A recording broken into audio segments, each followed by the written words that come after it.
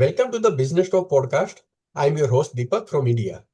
We are delighted to welcome Dr. Gustavo Flores-Macías, Professor and Dean of the School of Public Policy at the University of Maryland, as our esteemed guest on today's podcast episode.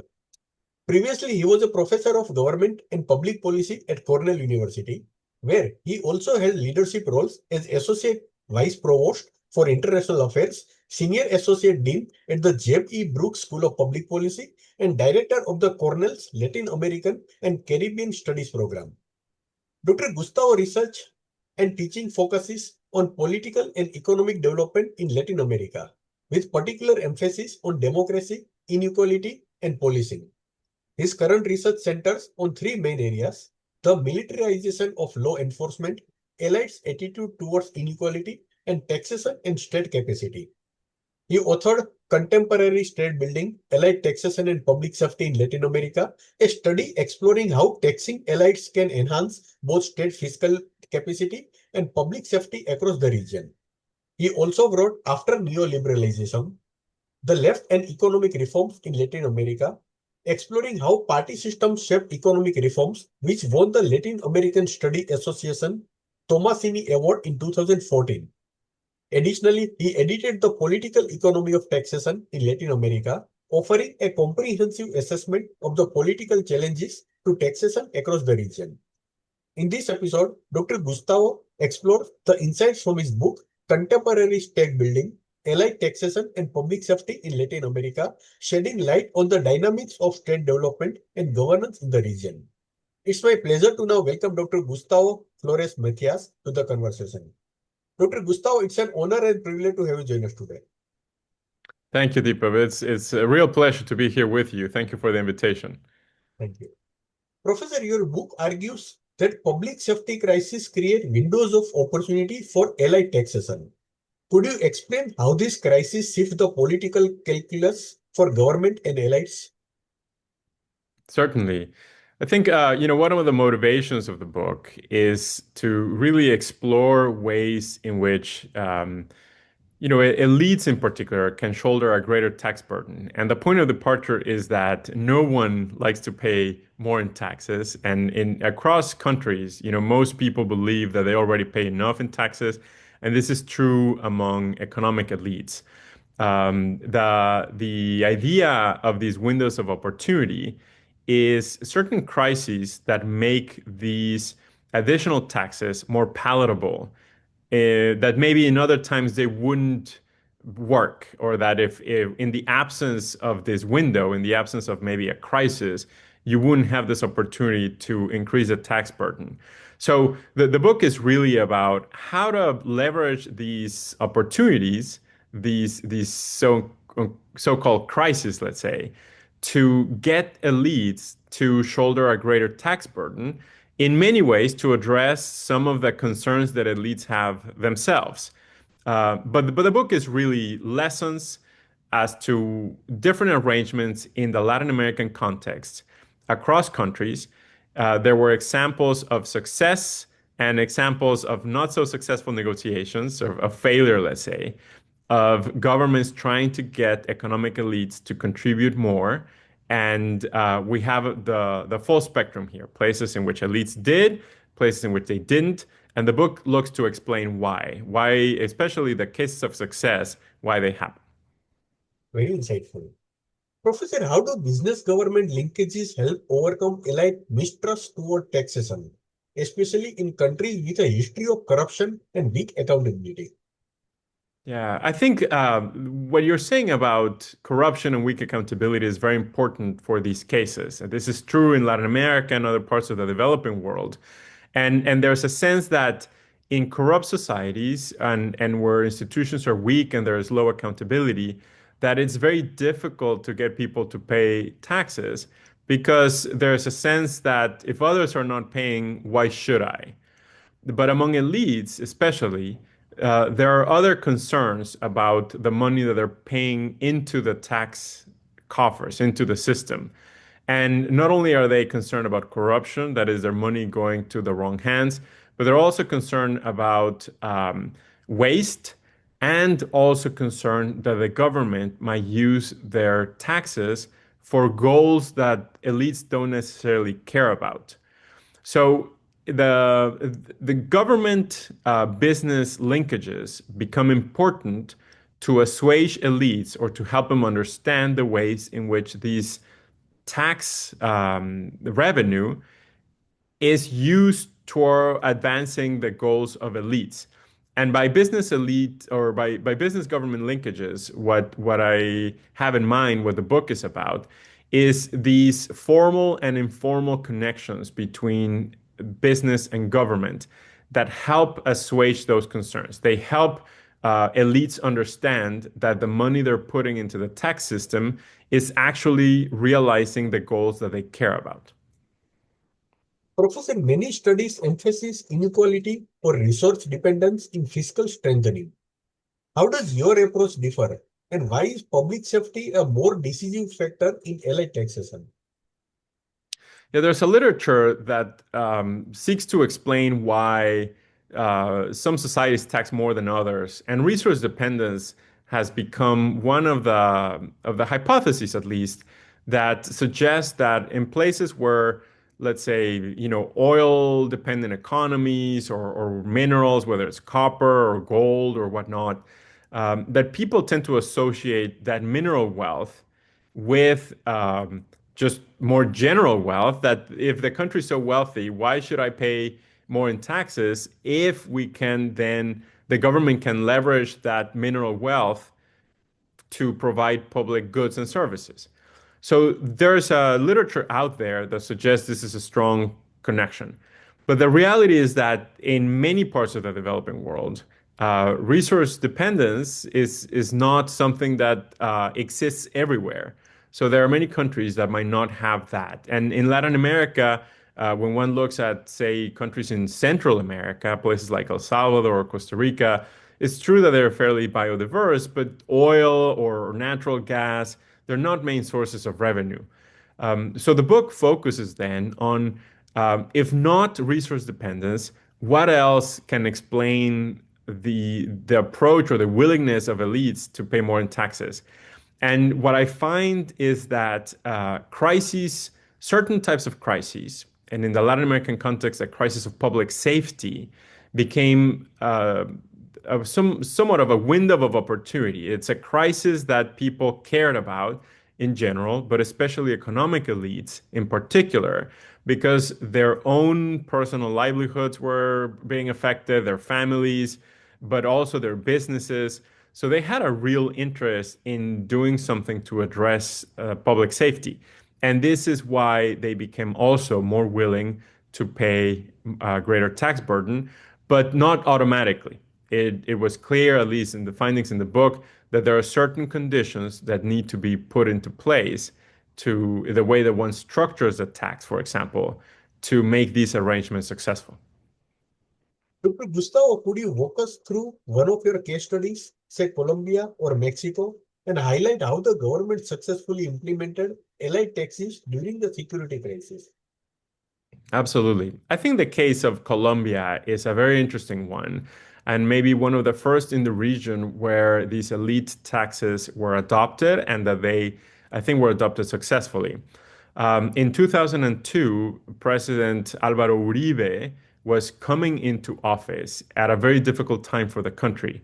During the 1990s, the FARC, the guerrilla group, had been really gaining a lot of ground to the point where close to a third of the territory of Colombia's territory was controlled by guerrillas. So it became very difficult for the population in general, but especially for economic elites to travel around the country, to go from one city to another.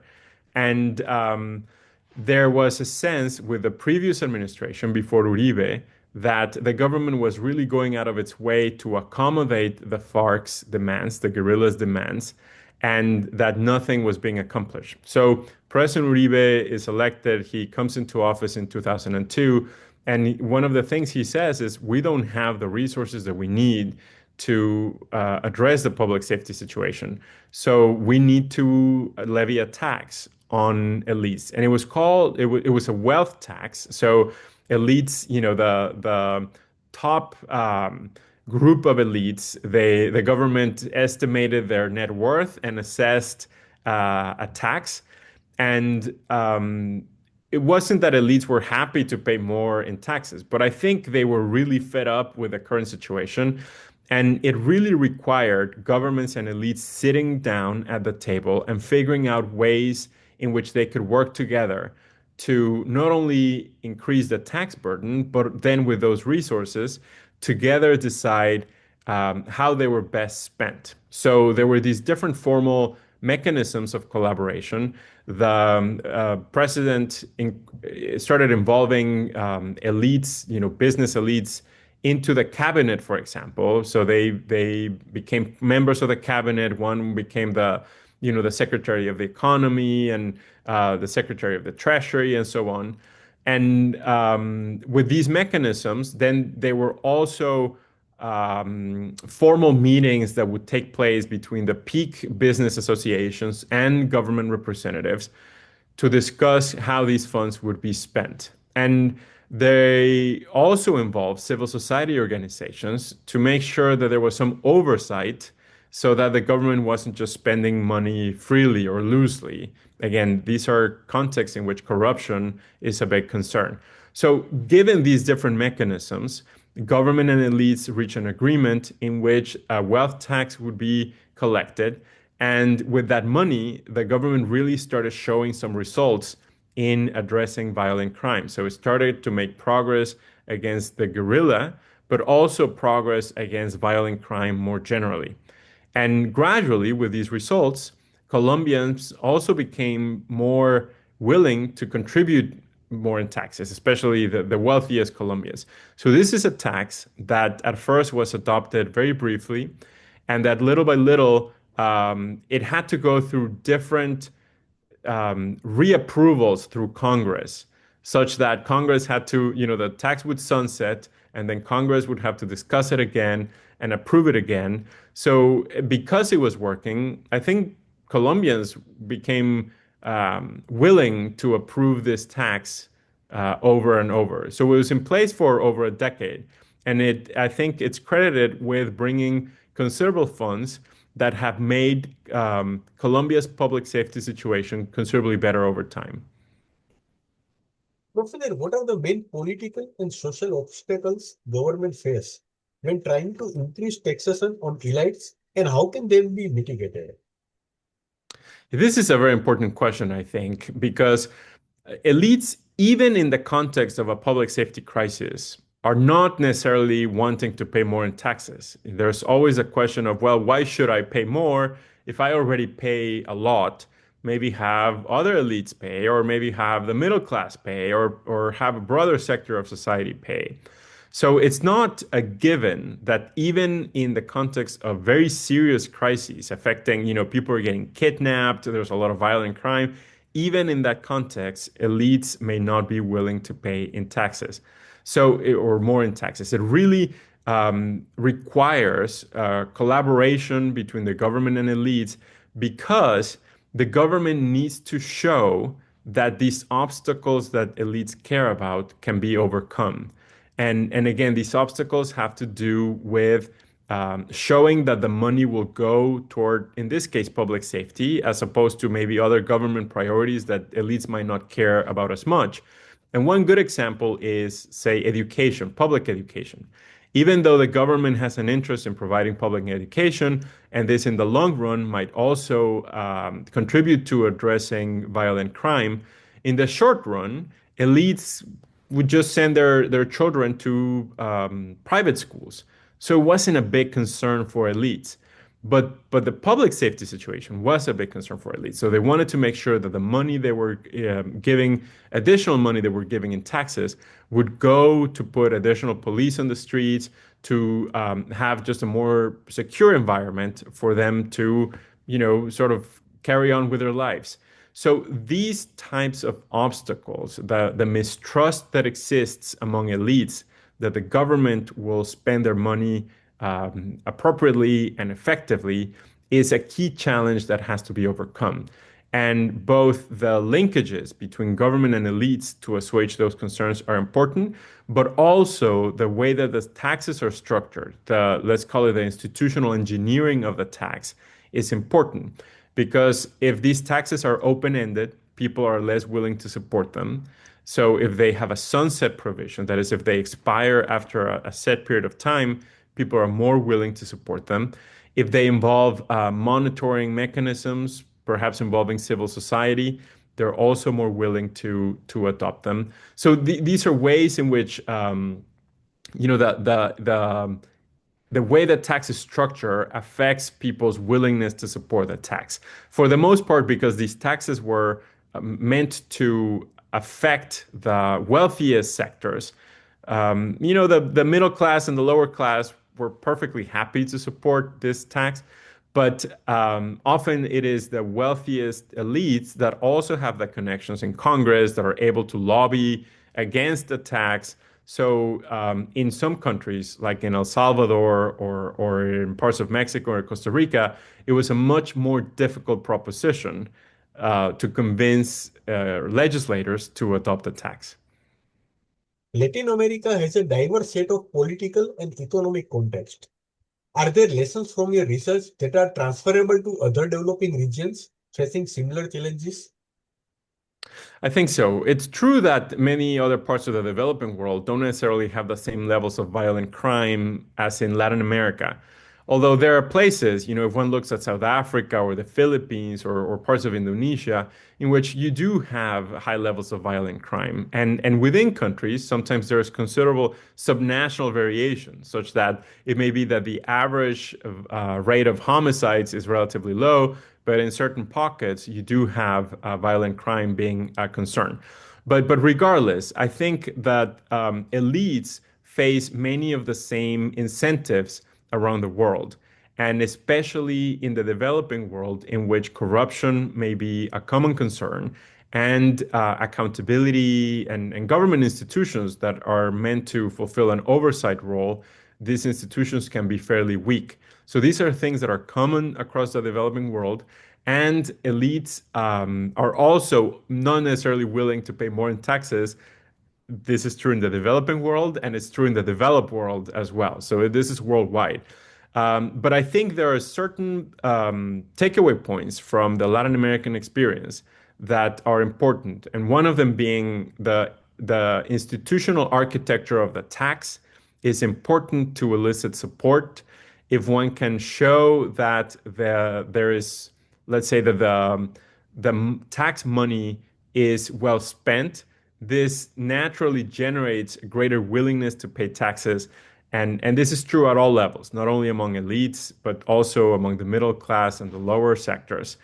And if there is a dialogue between governments and elites, or governments and whoever is affected by a tax, that conversation and that understanding of the concerns and the needs is a lot more likely to yield results than unilateral decisions that the government, very legitimately and very well intentioned, might look to adopt, but unilateral decisions tend to be less successful. Professor, how do elite taxation policies interact with broader state building goals, such as strengthening public institutions, reducing corruption, or improving citizen trust? Yeah, that's a great question as well. Not every developing country is fiscally constrained. There are some places that actually collect quite a bit in taxes as a share of the size of the economy, right? As a share of GDP. But in many countries are constraints. The governments don't necessarily have the resources to provide public safety, to provide, a basic sort of floor when it comes to health, to provide some form of public education as well, to provide, quality infrastructure. And it's really the quality of many of these services that is lacking in the developing world. So, maybe roads are built, but they're not necessarily maintained, or that maintenance is poor. So taxation really, the additional funds that are coming to fund government goods and services are very important. There's a very clear connection between what citizens get from government and what they are then willing to put into the system, whether they're willing to invest into the system or not. So the more that the better the quality of public goods and services, the more willing people will be to support these goals. And some of them, maybe depending on which maybe ideological position one holds, one can say, well, education or health may not necessarily be fundamental goals of a government. But public safety, I think it would be hard to argue against it as a fundamental responsibility of the government. And to the extent that these efforts can generate mechanisms for collecting revenue, but also then strengthening institutions that are going to contribute toward these very important goals of public safety and other goals that governments may have. I think then gradually people get used to seeing results with those resources they put into the system. And that's how institutions are built over time. People get used to paying into the system and they're used to getting results from that same system. And there's an accountability circle that is important as well. Professor, critics might argue that targeting elite for taxation can create political backlash or capital fight. How can government balance fiscal needs with potential economic or political risk? Absolutely. This is a tricky proposition because elites, on the one hand, taxing elites, that's where the money is. So, if one needs additional resources, it's a natural place to turn. On the other hand, economic elites are also the ones that tend to have the means or the resources to oppose these types of efforts. And they can do this sometimes through legal means. It can be through lobbying. It can be through legislators that they're supporting their campaigns and they might getting to elected to Congress and they may oppose these types of measures. And sometimes it's also through less than legal means, maybe through tax evasion. So even if a tax is adopted, then elites sometimes can still have the ability to circumvent the tax or not pay that tax. So it is very tricky, and these types of efforts often elicit quite a bit of opposition. And even though economic elites can be a small group in terms of numbers, they are often a powerful group that can sway the way that things work in a country. So governments have to be very mindful, and this is why I think it's important to involve economic elites in these conversations from the beginning and also help them understand the need for additional resources and what the government is doing to assuage the concerns that the funds might be misspent or embezzled or whatnot. One example that comes to mind is the case of Costa Rica. In many of the interviews I did, Costa Rica adopted a tax, but it was a tax that was not particularly onerous, and it ended up being a tax on corporations instead of a tax directly on the wealth of elites. And one of the reasons why this happened was elites were just never convinced that the government was really making tough choices or compromising or making really sacrificing, and the government instead just wanted to maintain the spending at its levels and just bring in additional resources. And Costa Rican elites said, well, we need to see that the government is really becoming more effective and more efficient in the way that it spends the money that it already has. And if we see that, then yes, we're willing to put in additional funds. So these are important negotiations. And in the absence of these negotiations, then we can see capital flight. We can see elites taking their money out of the system. And this is something that does not benefit anyone. At the end of the day, a government can find itself worse off than it started if economic activity nosedives because the wealthier sectors are taking their money out and no one wants to invest in the country as a result, right? So I think this is part of the importance of the lessons from the book is the necessity to find these connections, these linkages with the economic elites in order to find, to fund a common goal that will certainly benefit elites, but will also benefit other sectors of the population. Professor, I would like to conclude this episode with one last question. Looking ahead, what role do you see for elite taxation in contemporary debates about fiscal policy, public safety, and state legitimacy in Latin America? These are very difficult debates, but I think they're very important to have. And in parts of the developing world, these can be fairly unequal societies in which you see a lot of wealth inequality. And it makes sense at some level to have progressive tax systems in which those with more wealth can contribute more into the system. Now, a challenge is that in some contexts, really economic elites constitute the vast majority of the taxpayer base. So there's always, a concern that elites cannot be the only ones paying into the system, that everyone needs to pay in some form. But I do think that to the extent that there is a fair share that elites contribute into the tax system, that generates or can contribute to generate a virtuous cycle in which other people are also willing to contribute what they can or sort of their fair share into the system.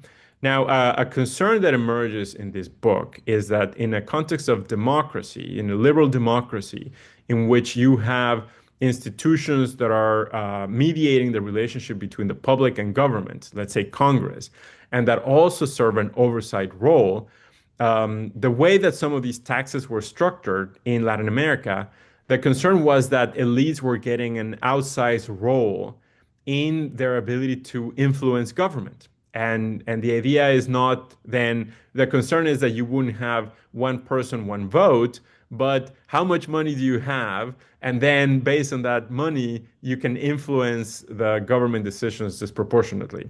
So these are important questions in a democracy. I think you obviously need the funds to have an effective government, and it cannot become just a government for the wealthy alone.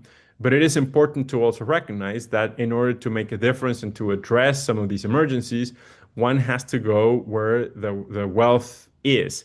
And it's important then to think about ways to structure these taxes such that they can be done in a progressive fashion that protects maybe the least affluent sectors, but also then benefits all of society through in this case, spending in public safety or whatever the spending goals are so that everyone benefits from them.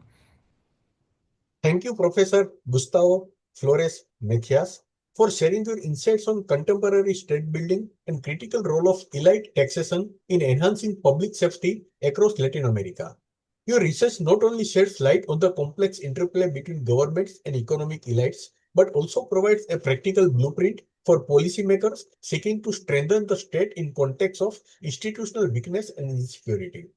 For our listeners, this conversation highlights how crisis can open doors to meaningful reforms and how building trust between business and government is essential for sustainable progress. We encourage you to explore Professor Flores-Macías' book to dive deeper into these case studies and the innovative approaches to state building he discusses. Thank you once again, Dr. Gustavo Flores-Macías, for joining us today and contributing to a richer understanding of government, taxation, and public safety in the developing world. Thank you so much. Thank you, Deepak. A real pleasure to have this conversation with you. Many thanks.